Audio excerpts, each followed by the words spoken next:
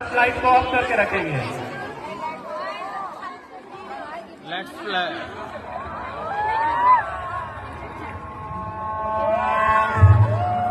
సర్వ మానవాళికి రక్షకుడు, మనకు కొండంత అండగా నిలిచేవాడు, మనసులో తలచిన వెంటనే గుండెల నిండా ధైర్యాన్ని నింపగలిగే మహాయోధుడు, అభయహస్తంతో ఎల్లవేళలా మనల్ని కాపాడే ఆ పవనపుత్రుడిని ఇప్పుడు మనసారా స్తుతించుకుంటూ శ్రీ పంచముఖ ఆంజనేయ స్వామిగా అవతారమెత్తిన కథ దృశ్య రూపంలో తిలకిద్దాం రండి.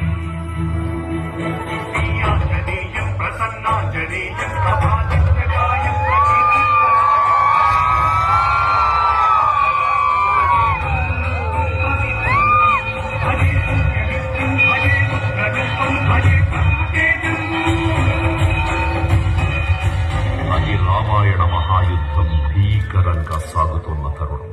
శ్రీరామచంద్రుని సారథ్యంలో వానర సైన్యంతో విజృంభిస్తూ లక్ష్మణస్వామి తనతో పోరాటం చేస్తున్న రావణుడి కుమారుడు ఇంద్రజిత్ తలని బాణంతో ఒక్క వేటుతో వేరు చేశాడు.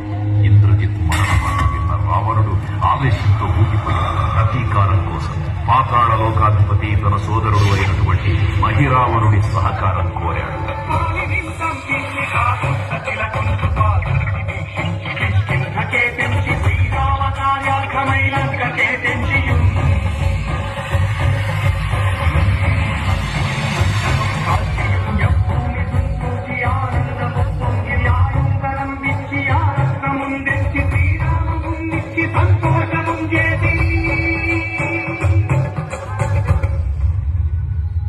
తన ప్రభువులను కాపాడుకోవడానికి వాయువేగంలో పాతాళలోకానికి చేరుకున్న ఆంజనేయ స్వామి సగం మొసలి సగం వానర రూపంలో ఉన్న వింత జీవి ముఖద్వారం వద్ద కాపలా కాస్తూ కనిపిస్తుంది.